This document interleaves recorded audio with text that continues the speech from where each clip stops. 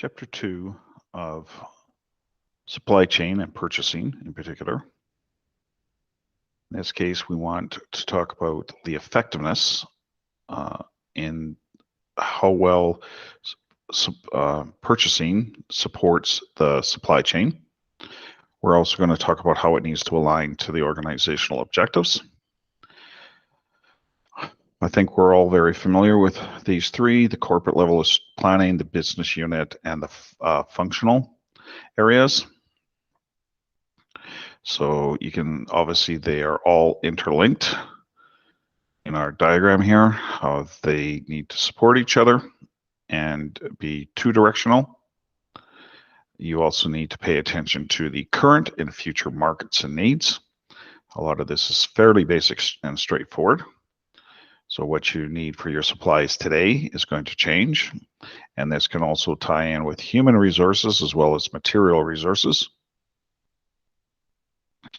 So obviously you need to have your organization survive, grow, be profitable. You need objectives of, you need a quality product, you need a certain quantity, you need delivery, you need price, and potentially service. So in these cases, some of the challenges are trying to figure out what the corporation is trying to accomplish. So if the corporation is trying to cut costs, it does not always mean buying cheaper product. Sometimes it means buying less. Sometimes it means getting better prices. Sometimes it simply means getting better credit terms from suppliers, things along that line. So it's not always a pure price objective. And like I said, you do have to be careful that if you start buying standard or below standard things like in the oil and gas industry, it becomes very dangerous on oil rigs to have subpar piping. It can cause significant damage to people and to your rig. Trying to determine the appropriate action. It's not always straightforward. Getting feedback on supply chain issues and whether you are achieving the objectives you're supposed to. So you want to make sure you can get an adequate supply. You want to make sure you can have cost reductions if possible.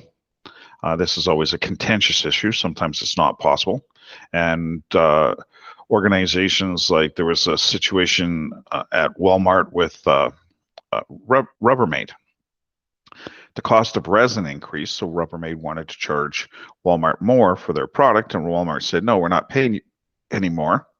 And so there was a period of time where Rubbermaid did not sell their product to Walmart. So it's very, especially in North America, it's a very confrontational approach.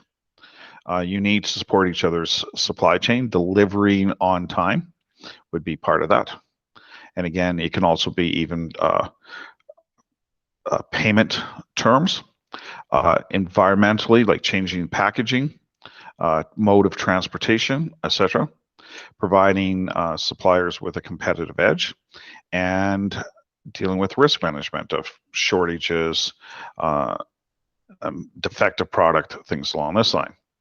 So in this case, one of the things you have is operational risk, the flow of goods. And we, especially in the first part of the pandemic, this was a big deal and still is in certain areas. There are a lot of areas in supply chain that are much slower than they were before for the flow of goods. Shipping has slowed down in certain areas. The financial risks, that the price of goods will change significantly. So there have been some products that have spiked in costs and some that have gone down. And again, organized reputation, whether they're a good organization to deal with. Certain organizations are known as being very brutal to deal with. And Walmart is one of those. Supply chain risks, classifying the risks, and we can talk about this more if you want in class, but you can do risk registry, identifying the frequency and the severity of the risk, so the likelihood of the occurrence, which is the probability, and the impact. So at least one of the things we have in this course is, because there are no tests or exams, what we have is we don't have to worry about an internet outage, right? That you would have to if you're somewhere else, or because you're going to have lots of time to, if your internet goes out, well, you just wait till it comes back on. And developing, of course, a risk management strategy. Everybody has risk. Organizations have risk, their supply chain.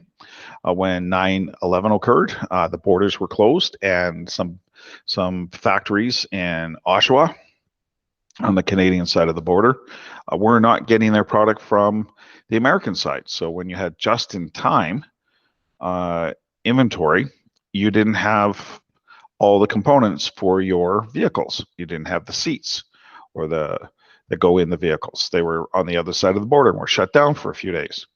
One of the things governments realize, even with COVID, is they need to keep goods in particular, and services flowing back and forth across the border. Otherwise, that's going to cause huge disruptions to, like, the food in the stores. So especially with it being wintertime, if that was the case, if we totally shut the borders down, there'd be no oranges or bananas in the grocery stores. People would be upset about that. We would have any product that would come from the US or other countries would not be available. We wouldn't be able to get our goods across the border either. So there is still a lot of flow of goods, and of course the goods on a truck or whatever still have to be driven by a person. So there's still a lot of cross-border going on, cross-border transit going on, trains, planes, and automobiles, right? Okay, so part of the purchasing process is, again, identifying alternatives when you have the supply, isolating factors that affect the achievement of the supplies, again, determining a strategy, having a strategy. Some organizations are very much a differentiation strategy. Some organizations are a low-cost strategy. Some organizations are a luxury brand.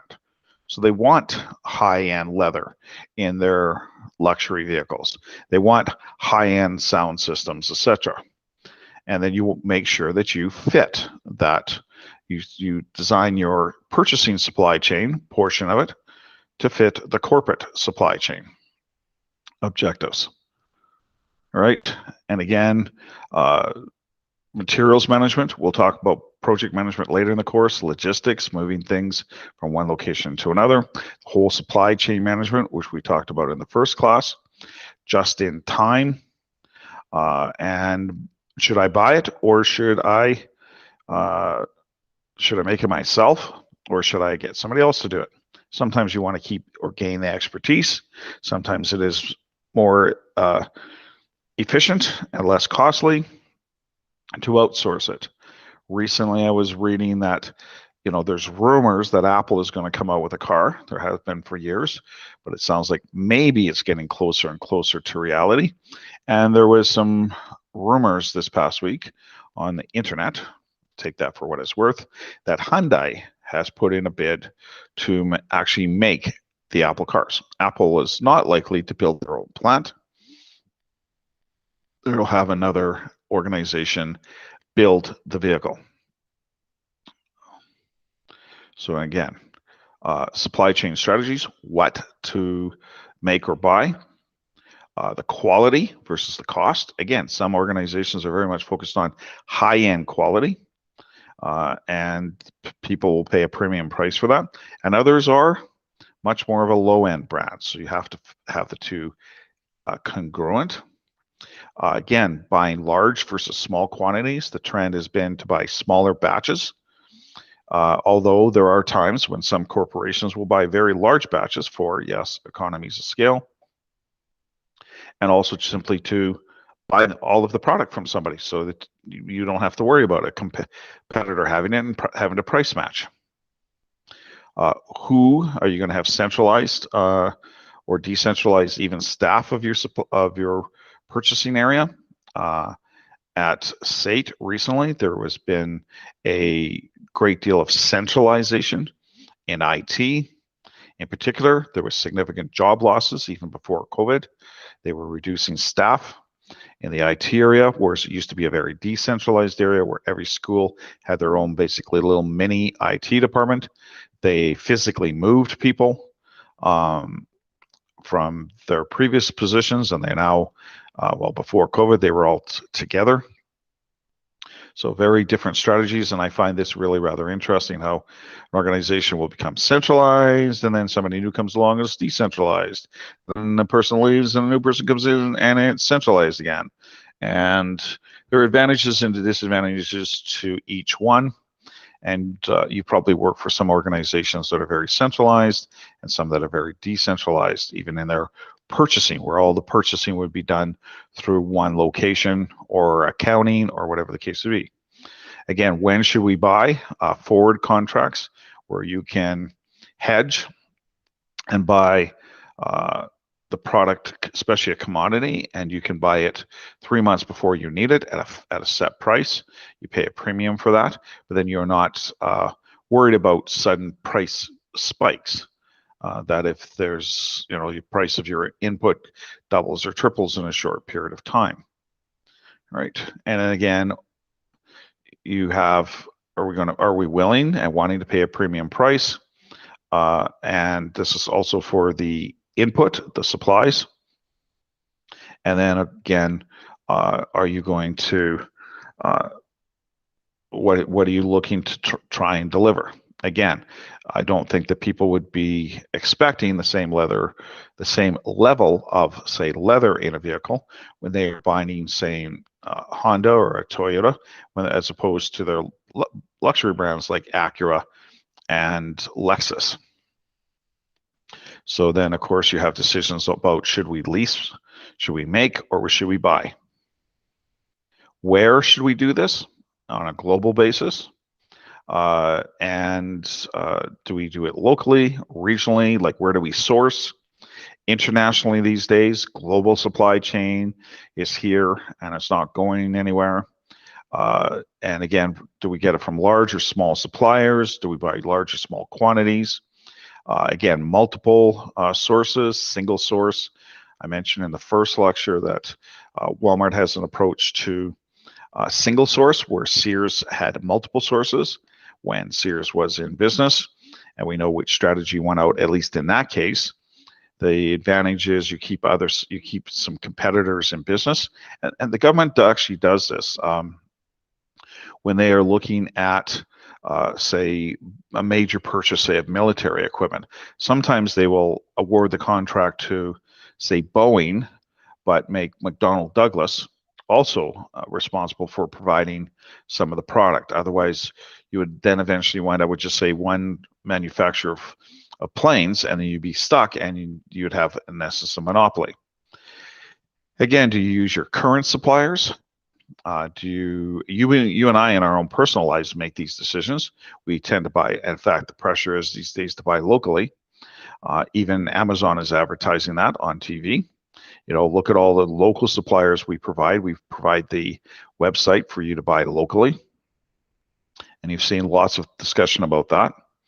Again, turnover. Some companies will buy from various suppliers based on simply, say, price.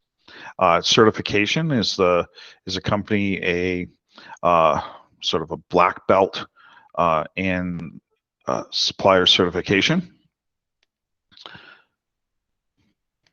Again, the how, I'm not going to go through each one of these individually, but you have e-commerce, which has been around for B2B, is much bigger than B2C. Again, negotiating, getting bids, fixed bids, blanket orders, all of this type of things. MRP, material requirements planning, which a lot of you would have taken before. Again, you go with a short or long-term contract. And a lot of this actually, if you think about it, could actually be applied to a sports team.